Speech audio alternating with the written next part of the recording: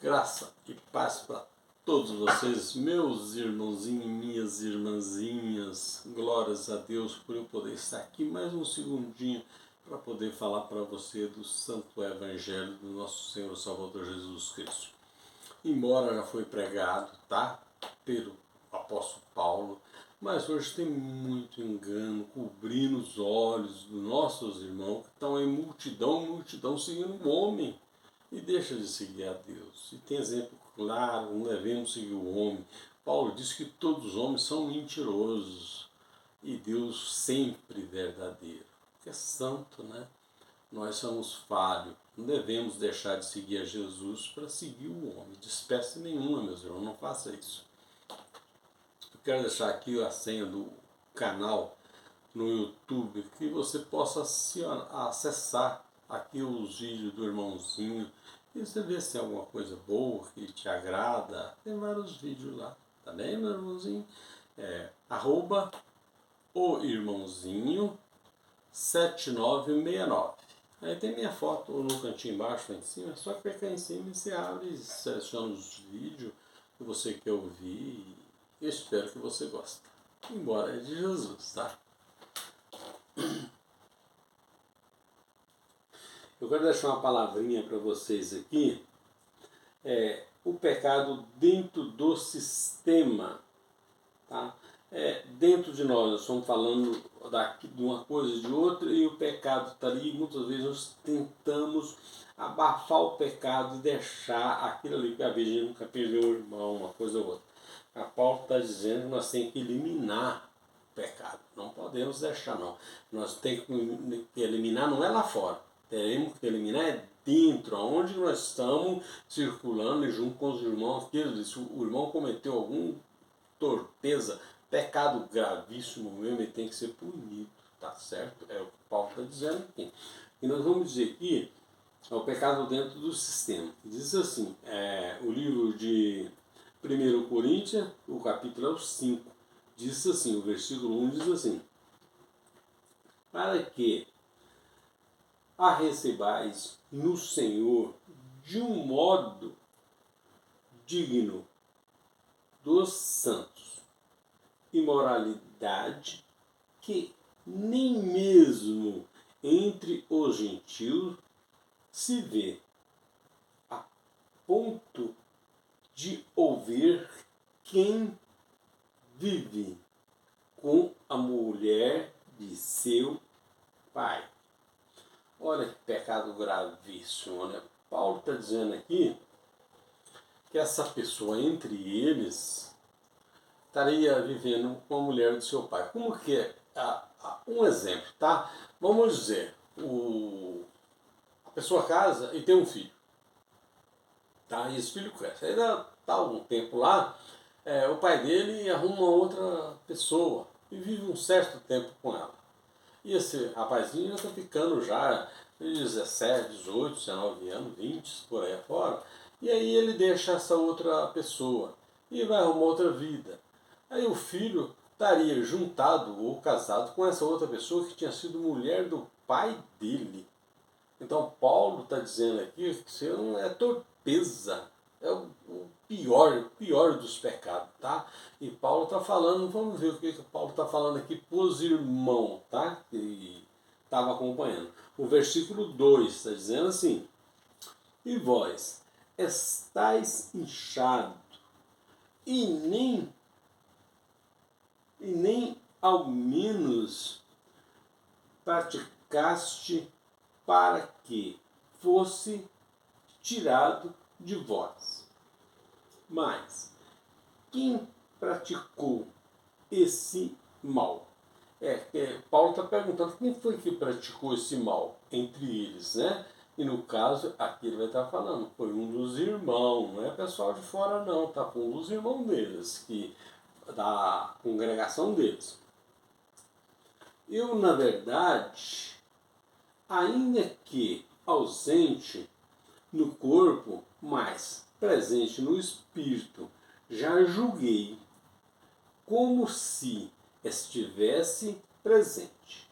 Aquele que cometeu este ultrajo o tal pecado ultrajo, Paulo disse, aquele que cometeu, vamos ver aqui, seja entregue a Satanás para destruição da carne, para que o espírito seja salvo no dia do Senhor Jesus.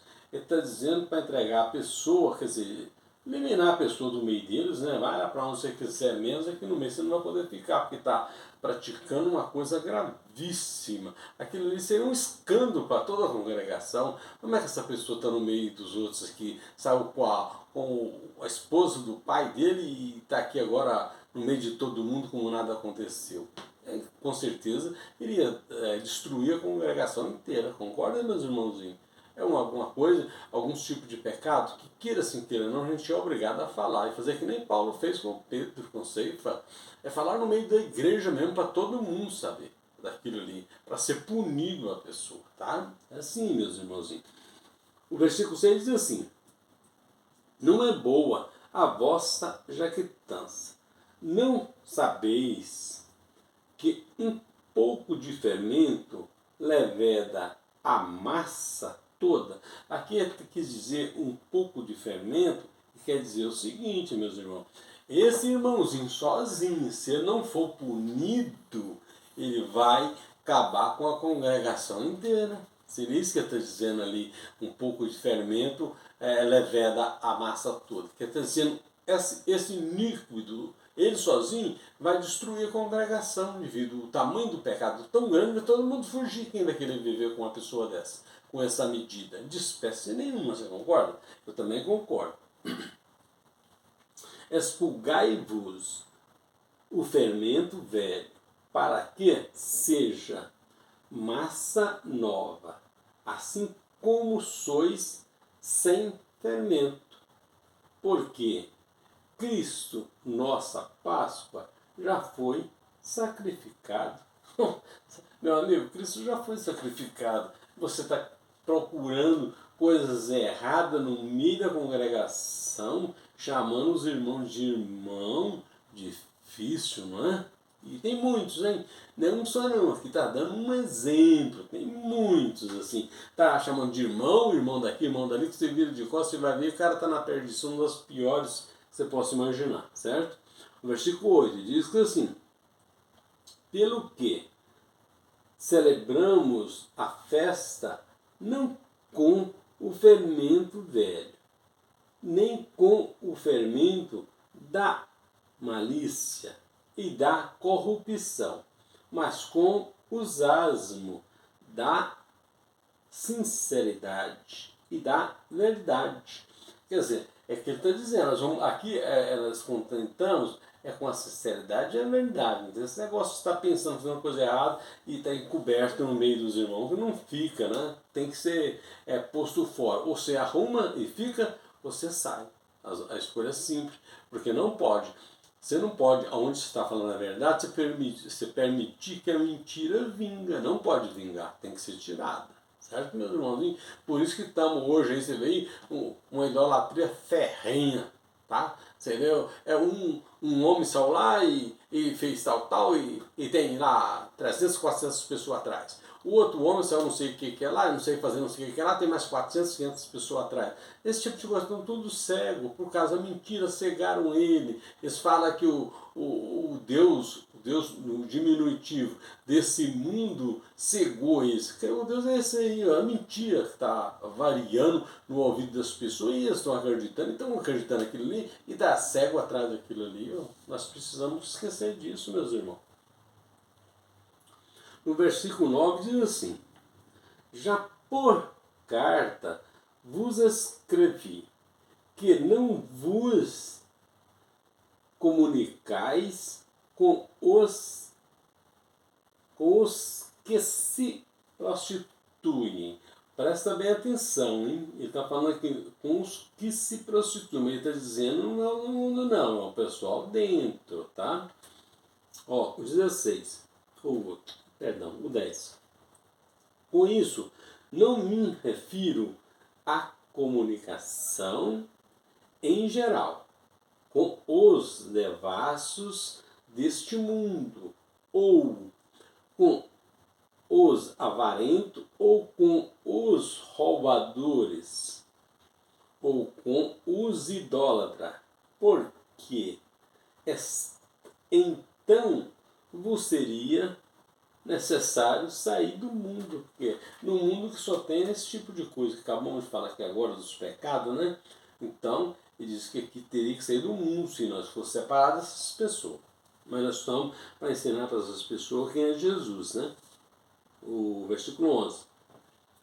Mas agora vós, vos escrevo que não vos comunicais com aqueles que dizem ser irmão, for devasto, ou avarento, ou idólatra, ou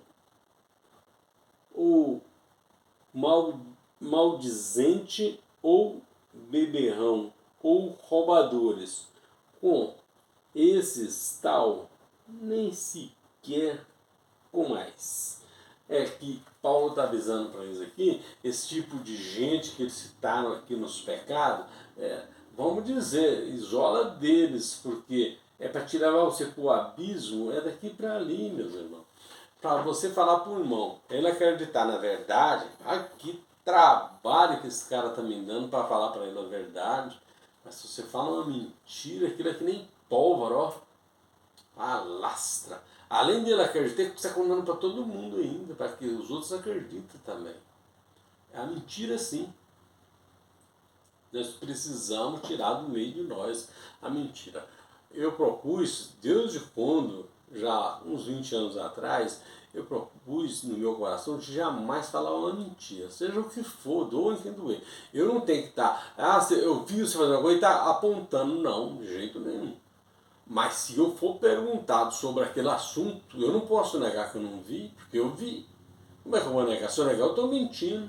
Não, eu vi sim, ele pegou, ou ele fez, eu vi ele fazendo. Agora, você ia apontar o dedo sem ninguém te perguntar, isso é dedo duro. Você está entregando os outros. Não pode também. O cara, aquele que você está entregando é seu irmão. Jesus que está dentro de você também está dentro dele. E aí você precisa ter ciência disso. Tá? Entregar ao irmão se você for perguntado pela justiça. É não mentir para a justiça. Ou então ele aumentar da conversa fiada, né? Tá tentando puxar de sua boca, temos que isolar isso aí, meus irmãozinhos. Ó, o versículo 12 diz assim: pois que me importa julgar os que estão de fora? Não julgais vós os que estão de dentro.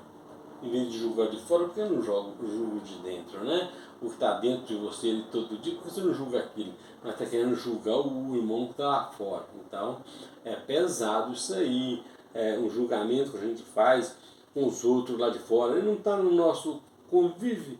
Nós vemos quem é aquele que está com o convívio de Cristo para ver realmente se é compensável falar daquela pessoa. Então, Paulo está dizendo, para em vez de estar julgando os lá de fora, por que não julga os que estão dentro? Então é melhor nós colocar ordem na nossa casa do que tentar colocar ordem na casa dos outros. Você concorda? Eu também concordo com isso aí também.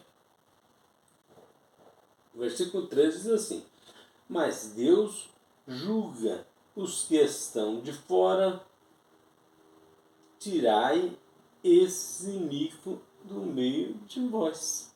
Paulo está dizendo aqui para tirar aquelas pessoas que estão cometendo tal pecado do meio deles, né? Deixa a pessoa para lá cometendo o suicídio, que ele acha que está cometendo as coisas certas, que na verdade não está, né? Então, meus irmãozinhos, eu gostaria de agradecer a oportunidade e desejar para você um ótimo final de semana, né? Que já estamos chegando no finalzinho já.